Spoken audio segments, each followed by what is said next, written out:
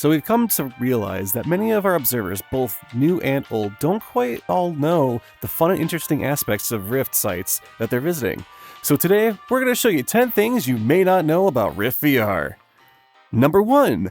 The world is short and tall Abby friendly. Well, what does that mean? Well, it means that all of our terminals where you can change the world settings, teleport, or enter the world all adjust in proportion to your avatar's head height. And, as an added bonus to our DJs, the platform at the DJ booth can also be adjusted for height, but that's more of a manual process. Number 2. The safety wall. Have you ever been to a Rift event and something like this has happened to you? Or maybe your friends tend to treat you like this. Or like this. Well, we've got you covered. Just head on over to the settings panel and tick the safety wall. Our deployable mini barriers will activate around the dance floor, preventing you from falling off, being pushed off, or just looking like a fool. But be warned, it only does that. You can still jump over, be thrown over, or otherwise fly into the void. Number 3. World avatars. Here at Rift, we like to ensure that everyone can enjoy the experience with the most amount of frames possible. To that end, we tend to hold a no very poor avatar performance policy.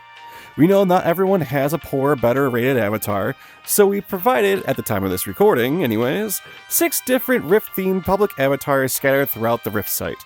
Male and female suits of Spartans, with Go-Go Loco, a cute hedgehog UFO avatar equipped with flight and a chicken nugget, a Rift-themed time spirit that opens up tiny rifts wherever it walks, a Dragon Army X Rift collab Toothless Abby, courtesy of Jack the Muzz / Who Hurt You / whatever their name is currently.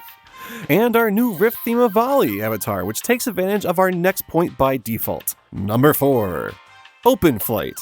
If you frequent some of the furry and chill worlds, you may already be familiar with this system, but it's for avatars to fly around the world without having a flight system built into your avatar.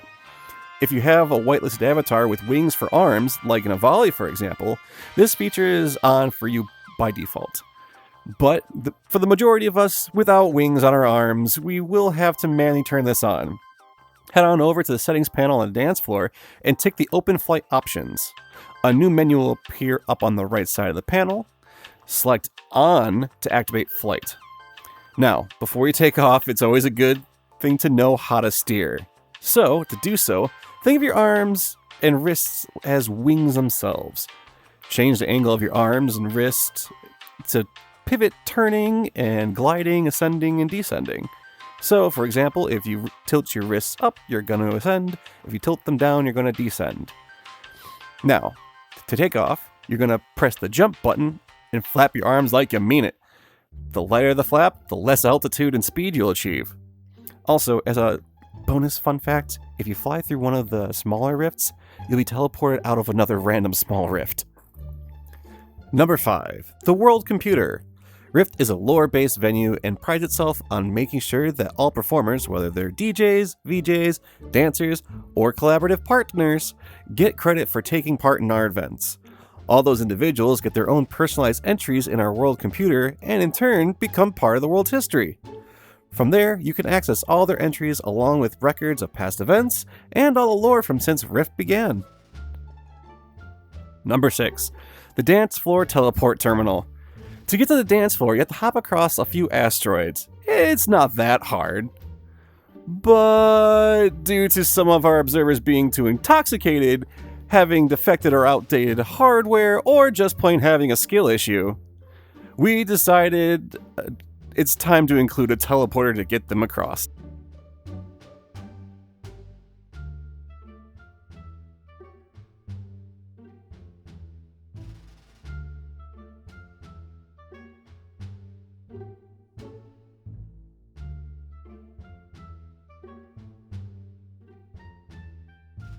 Number 7. Ever since our first meme night, the rainbow road that encircles part of the world has become an iconic staple for Rift. To the left of the dance floor is a flagpole. If you select it, you'll be sent to the start line where you can race your friends, hit speed boosts, laugh as people launch themselves into the void, or cry out yourself as you fly off. It takes skill to master Rainbow Road. Do you have what it takes?